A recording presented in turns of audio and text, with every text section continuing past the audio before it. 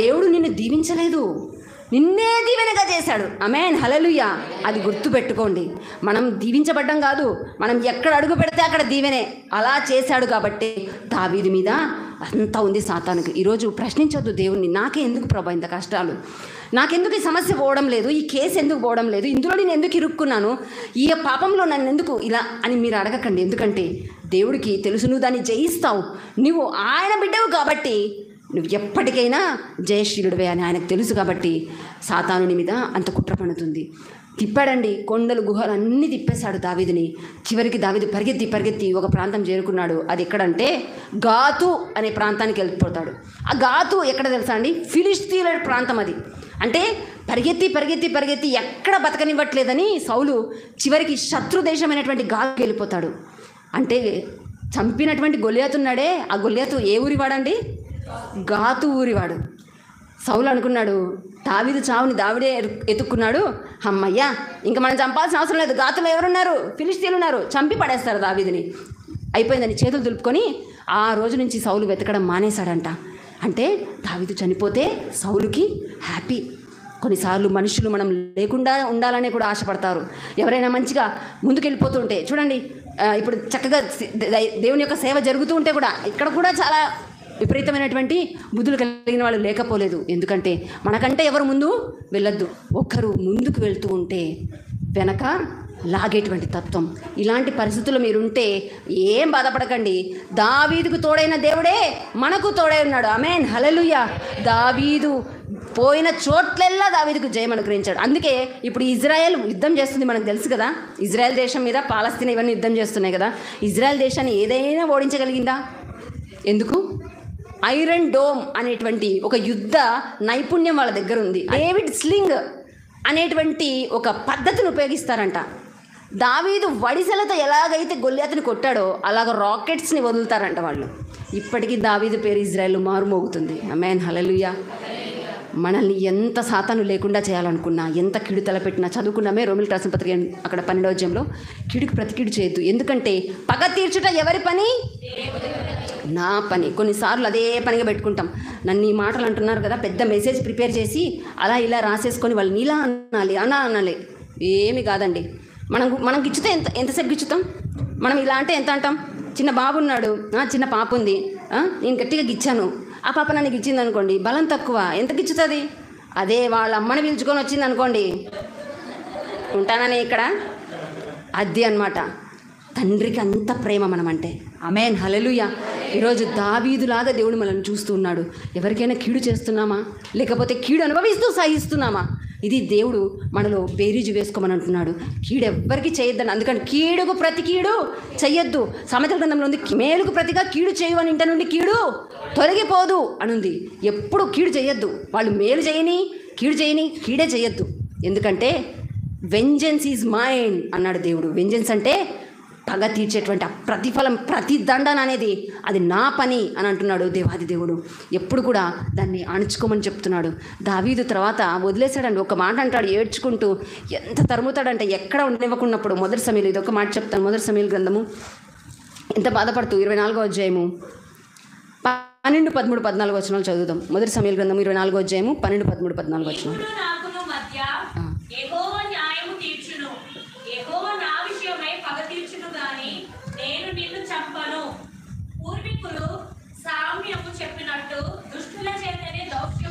దుష్టుల చేతనే దౌష్ట్యము పుట్టును గాని నేను నిన్ను చంపను. 15వ వచనమండి.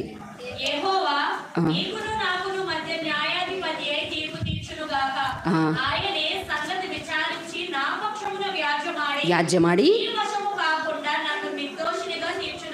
ఆమేన్, హల్లెలూయా. ఎంత బాధతో మీరు ఒక్కటే చేయాలి. ఎవరైనా గట్టిగా అరిచినప్పుడు కానీ, ఎవరైనా లేనిపోని మాటలు రూమర్ స్ప్రెడ్ చేసినప్పుడు, చాలామంది బాధపడేది ఇదే. కొట్టినా అంత బాధ ఉండదు, కానీ మన గురించి చెడు రూమర్ ఒకటి వచ్చిందనుకోండి, మనసు ఎంత గాయపడుతుందో, చచ్చిపోదామా అని అనిపిస్తుంది కదండి చాలాసార్లు. అలాంటి పరిస్థితి చాలామంది ఫేస్ చేసే ఉంటారు. ఎవరైనా మొదలుకొని వృద్ధుల దాకా ఫేస్, నేను అలా కాదు కదా, నా క్యారెక్టర్ అది కాదు కదా అని ఏడ్చిన రోజులు ఉంటాయి. కానీ దేవుడు దావీదుని గుర్తు చేస్తున్నాడు. ఒక్కటే చెప్పండి, నీకు నాకు దేవుడు న్యాయం తీర్చుగాక అంటాడు. చచ్చిన కుక్కను కదా మిన్నల్లిని కదా, ఒక నల్లి ఎంత ఉంటుందంటే చాలా చిన్నగా ఉంటుంది. అలాంటి నన్ను తరుముతున్నావు సౌలు నువ్వు. అసలు నీతో పోల్చుకుంటే నేను నీ గోరంతా కూడా కాదు. మరి అంత తగ్గించుకొని మాట్లాడతాడు దావీదు. అంతేగాని నిన్ను తలుచుకుంటే నేను వేసేస్తా, దేవుడు బిడ్డ అని చూస్తున్నా, మొదటి రాజు అని చూస్తున్నా, నేను ఎవరు నీకు తెలుసా, అసలు నేను తలుచుకుంటే ఏమైపోతావు అని మాత్రం అనలేదు దావీదు. మనమైతే అదే, నా బ్యాక్గ్రౌండ్ నీకు తెలీదు, రక్షణ పొందినా కాబట్టి ఊరుకున్నా, నేను బాప్తీసం తీసుకోకుంటే నీ సంగతి. రక్తం ఉడిగిపోతుంటుంది కదా. కొన్నిసార్లు బైబిల్ పక్కన పెట్టేసి కూడా వెళ్ళిపోతుంటాం. దావీదు ఆ బార్డర్ దాటలేదండి. ఒక్క అవకాశం వస్తుంది గుహలో, పక్కన దాచుంటారు. ఏసే దావీదు వచ్చేసాడు లోపలికి, ఏసేసే అంటాడు, అభిషేకము నొందిన వారిని నేను. ఇంత క్యారెక్టర్ అండి బిల్డ్ చేసుకున్నాడు దావీదు. అభిషేకం పొందడం వరకే కాదు, ఆత్మల ఆరాధన చేసే వరకే కాదు, క్యారెక్టర్ అనేది బిల్డ్ చేసుకోవాలి. దేవుడిలాగా మారాలి. నేను అడిగాను చిన్నప్పుడు, ప్రభా నీలాగా మార్చు తండ్రి, నేను ఇలాగా సేవ చేయాలి. అవునా బిడ్డ, నాలాగా శ్రమలు పొందు, నాలాగా అవమానాలు పొందు, అందరూ తిట్టుడే. సేవకు వచ్చిన తర్వాత నీ ముఖం, నీ చదువు చేత కాక సేవకు వచ్చినావు, నీకు అంత ఉద్యోగం రాక సేవకు వచ్చినావు. ప్రభు నీలాగా ఉండాలనుకున్నా కానీ నాకెన్ని అవమానాలు ఉన్నాయి. నాలాగా ఉండాలంటే, దేవునిలాగా ఉండాలంటే మాట్లాడండి. నేను మా మమ్మీ ఎప్పుడు ప్రేయర్ చేసేది, నా బిడ్డని యోసేపు లాగా దీవించు. యోసేపు ఎవరండి? ఫరో తర్వాత రెండవ రాధ మీకు. నేను అన్నాను, ఎందుకు మమ్మీ ప్రార్థన చేస్తావు? యోసేపుని ఎక్కడ దోసినారు ఫస్ట్? అంతా ఇంకా అదే జరిగింది. అమ్మ తల్లులు దయచేసి మీరు ప్రార్థన చేస్తున్నప్పుడు మీ బిడ్డలు దా యొక్క ప్రతిఫలం పొందుతారు, బట్ దే ఆర్ క్యాపబుల్ లేదో చూసుకొని ప్రేయర్ చేయండి. నేను అంటున్నాను ఆమెన్ హల్లెలూయా. అయినా మేలుకే జరిగిందిలేండి, అది కూడా దేవుడు మేలుకే చేస్తాడు. Amen hallelujah. ఏ తల్లి ప్రార్థన చేసినా ఆ తల్లి ప్రార్థన చాలా గొప్పది. ఎందుకంటే దావీదు ఒక చోట అంటాడు, నీ సేవకురాలి కుమారున్నయ్యా నేను అంటాడు. ఈ తల్లి ప్రార్థన చేసిందండి బిడ్డ గురించి. ఆ బిడ్డను అలా పరిగెట్టిస్తుంటే తల్లి ఊరుకొని ఉంటుందా? ఖచ్చితంగా ప్రార్థన చేశారు. ప్రభా తగిన బుద్ధి చెప్పు కదా. కొంతమంది తల్లులు బిడ్డల్ని మాత్రం టచ్ చేస్తే సింహం కంటే, ఎలుగుబంటి కంటే ఫస్ట్ ఒక్క దెబ్బ కొట్టొస్తే అవతల వాళ్ళు మొత్తం తుంచేసి వచ్చేస్తారు. ఎందుకంటే తల్లి ప్రేమ అంత గొప్పది. ఈరోజు తల్లిలాగా, తండ్రిలాగా దేవుడు మనల్ని చూస్తున్నాడు.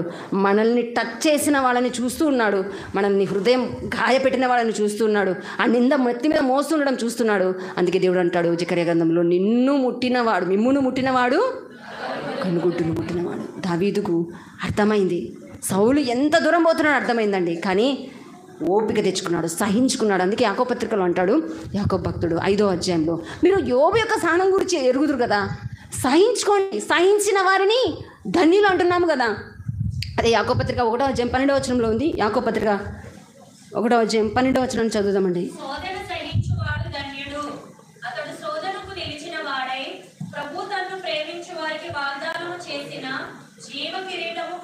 ఆమేన్ హల్లెలూయా. ఈరోజు సహించాలి, ఇది ఒక్కటి ఉండదు. అందుకే యేసుక్రీస్తు వచ్చినప్పుడు ఒక మాట మాట్లాడతారు, ఏమంటే ఆయన వచ్చినప్పుడంతా భూలోకంలో విశ్వాసాన్ని కనుగొనునా ఉంది కదండి. కానీ ఎవరు రక్షింపబడతారంట? అంతము వరకు సహించిన వాడే రక్షింపబడతారు. సహనం లే. ఒకసారి వెళ్ళేటప్పుడు మీ డ్రెస్ తొక్కారు, కాలు తొక్కారు అనుకోండి, ఫస్ట్ ఏం చేస్తారు? ఒకే ఒక లుక్. రెండోసారి మళ్ళీ అదే ప్లేస్లో దొక్కారు, ఇంకెలా ఉంటుంది రెస్పాన్స్? చూసుకోండి.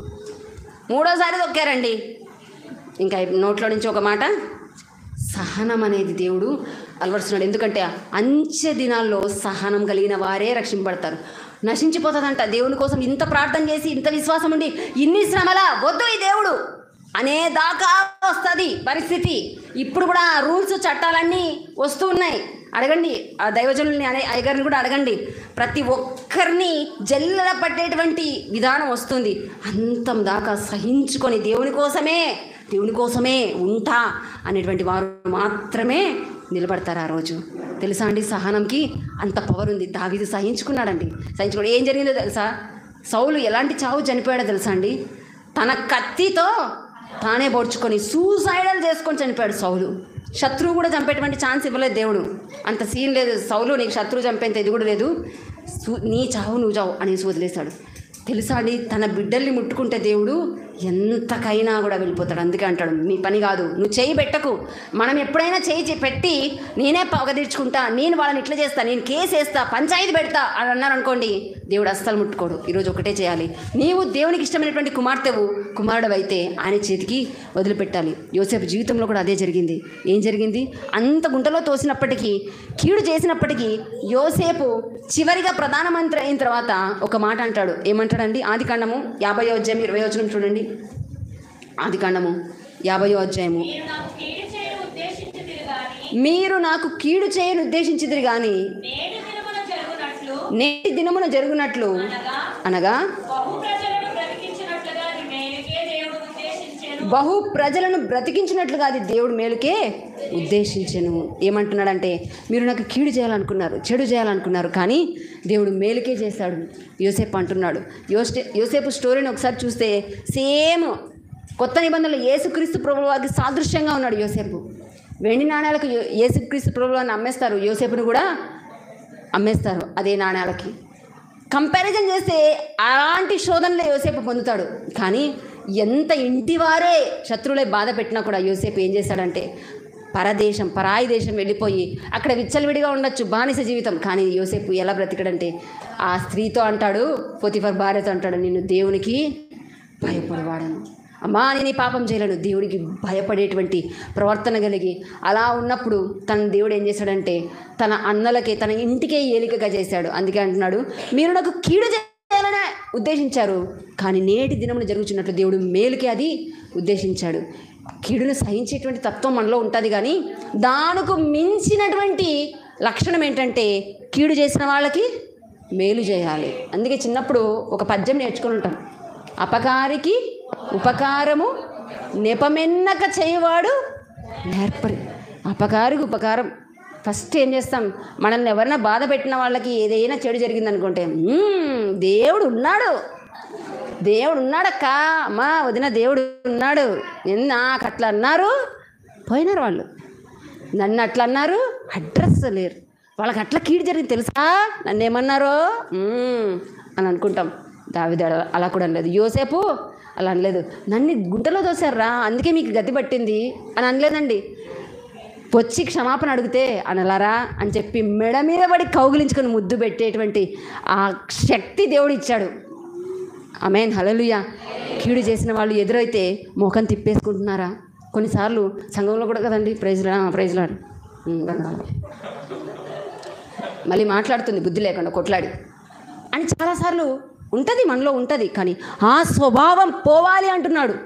నీవు నా స్వరూపంలో నా పోలిక చొప్పున ఈ లోకాన్ని వెలిగించడానికి నేను పంపిన సాధనం, నువ్వు నన్ను రిప్రజెంట్ చేసేది పోయి నిన్ను నీవే రిప్రజెంట్ చేసుకుంటున్నావు. ఈ రక్తము ఇదంతా కూడా సమసిపోవాలి. బాప్తిజం అంటే పునఃస్థితి స్థాపన సంబంధమైనటువంటి స్నానం. అది చచ్చిపోయాం మనము బాప్తిజం తీసుకున్న తర్వాత. నేను బాప్తిజం తీసుకోలేదక్క, నా ఇష్టం వచ్చినట్టు. నో, దేవుడు అంటున్నాడు, ఈరోజు నీవు నా స్వరూపంలో ఉండాలి. లోకాన్ని మండించాలంటే మనం దెబ్బకు దెబ్బ, కంటికి కన్ను, పంటికి పన్ను కాదు, ప్రేమతో సాధించేశాడండి యేసుక్రీస్తు ప్రభు వారు. లోకం కోసం ప్రేమతో చనిపోయి ఏమంటాడు, తండ్రి వీరేమి చేయుచున్నారు, వీరు ఎరుగరు కనుక వీరిని క్షమించు. నీ దేవుని కోసం నీ శత్రువుని ప్రేమించాలి. వారిని కీడు చేసింది కాకుండా వారికెళ్ళి పర్యాలు చేయమంటాడు దేవుడు. ఇది చాలా కష్టం కదండి. వాళ్ళని పోషించమంటాడు, వాళ్ళని ఆదరించమంటాడు, వాళ్ళకి సపోర్ట్ చేయమంటాడు. ఇది చాలా కష్టం, కానీ ఇది చేయమంటున్నాడు. సహించడం ఒక మనిషి చేసేటువంటి పని, కానీ నువ్వు స్టెప్ ఎక్కాలి. ఎదుటి వాళ్ళకి, కీడు చేసిన వాళ్ళకి మేలు చేయాలి. వారి కోసం అంటాడు అక్కడ, మిమ్మల్ని దూషించు వారిని శపించద్దు, దీవించండి అంటాడు. ఆమేన్, హల్లెలూయా. వారిని బ్లెస్ చేయాలంట. అంటారండి, మిమ్మల్ని ఎవరైనా బండ బూతులు తిడుతున్నారు పొద్దున్న లేసి, ఏమంటారు, నీ నోరు దేవుడు పడేస్తాడు చూడు అంటారు. అమ్మా దేవుడు దీవించుగాక అన్నారు ఎప్పుడన్నా? అంత నోరు ఎక్కడొస్తుంది?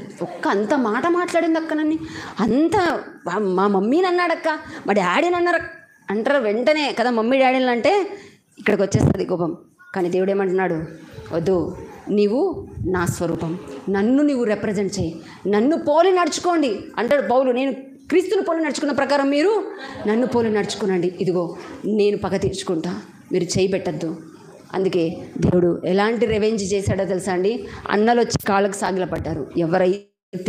ఎవరైతే నిన్ను పక్కకు పెట్టారో, నిన్ను చీప్ అనుకున్నారో, నువ్వు వద్దు అనుకున్నారో, అసలు వేస్ట్ క్యాండిడేట్ అనుకున్నారో, వాళ్ళకే దేవుడు నిన్ను తలమానికంగా చేయబోతున్నాడు. ఆమేన్, హల్లెలూయా. నువ్వు కింద లాస్ట్ స్టెప్లో ఉండొచ్చు, చివరి మెట్టులో ఉండొచ్చు. దేవుడు తీసుకొని వస్తే ఎలా తీసుకొస్తాడండి? ఒక్కరోజు చాలు దేవునికి. ఒక్క రాత్రిలో యోసేపు జీవితం అప్సైడ్ డౌన్ అయిపోయింది. అదే జైల్లో ఏం జరిగిందో మనకు తెలుసు. కలకు భావం చెప్పేసడం ద్వారా ఫరో ఎదుట నిలబడ్డాడు. ఆమేన్, హల్లెలూయా. సామెతల గ్రంథంలో ఒక మాట ఉంది, తన పనిలో నిపుణత గలవాన్ని చూచితివా. ఎక్కడ? రాజుల ఎదుట నిలబడతాడు. మనకు కావాల్సింది ఏంటంటే దేవుడు ఒక పని ఇచ్చాడండి. మనకి ఏం పని లేదా? మనకు ప్రార్థన చేసే పని ఇచ్చాడు. తండ్రులు అయినటువంటి వారికి ప్రార్థన చేసేటువంటిది ఇచ్చారు.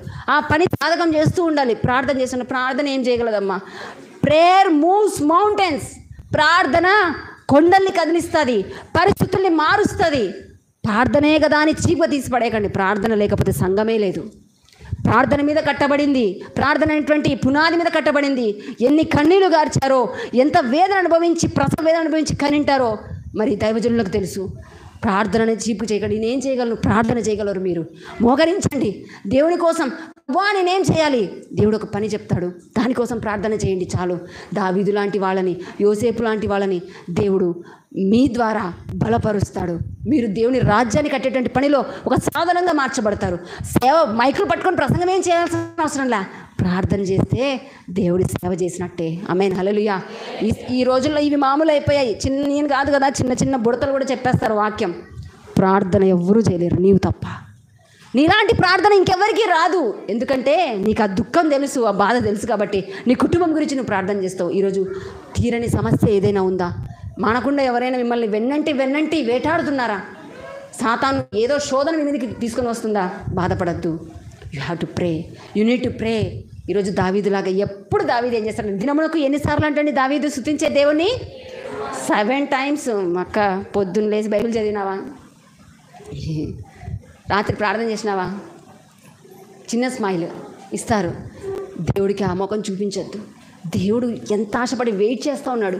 దావీదు దాన్ని ఫుల్ఫిల్ చేశాడు కాబట్టి అంటాడు, ఏమంటాడంటే, దావీదు నా ఇష్టానుసారుడు, నా హృదయానుసారుడు. దేవుడి హార్ట్కి వెంటనే నెక్స్ట్ ఉంటాడంట దావీదు. అంత దేవుడికి స్నేహితుడు అని పేరు తెచ్చుకున్నాడు ఒక భక్తుడు. ఎవరండి? ఆమేన్, హల్లెలూయా. ఇక్కడి నుంచి ఆన్సర్స్ వస్తున్నాయి. Why not copy and paste? ఓకేనా? పోనీలండి, మా వాళ్ళకి ఇదేనా వచ్చింది, copy paste. Okay, very good నాన్న. అబ్రహాము దేవుని స్నేహితుడు. ఎందుకు? పొద్దు నుంచి సాయంత్రం దాకా ఇదే. ఇప్పుడు నేను అన్నయ్య గారు నాకు గంట సేపు ఇచ్చారు. ఎంత అయిందండి టైము? 12:30. ఇంకొక గంట చెప్తాను, ఇంకా 2 గంటలు చెప్తాను. అక్కడ చూడండి ఆయన మాటలు పక్కన. అరే దారిలో అక్కడ గేట్ ఉంది, అది అట్నుంచి అంటే జంపు అని అనుకుంటుంటారు. మన మాటలు ఎవరు వినరు. మనం మాట్లాడితే బోరింగ్ ఉంటుంది. అబ్రాహాం వెళ్ళి దేవునితో కనెక్ట్ అయ్యాడంట. ఎప్పుడు ఏదో ఒకటి మాట్లాడుతూనే ఉంటాడు. అందుకంట ఒకసారి దేవుడు అనుకుంటాడు, నేను చేయబోయే విషయం అబ్రాహాంకి దాస్తానా? ఏమన్నా ఆ హుందా ఏంటి, ఆ గౌరవం ఏంటి? దేవుడు రెస్పెక్ట్ ఇచ్చాడండి. నేను చేసే పని అబ్రాహాం ఎప్పుడైనా దేవుడు మనతో వచ్చి మాట్లాడా?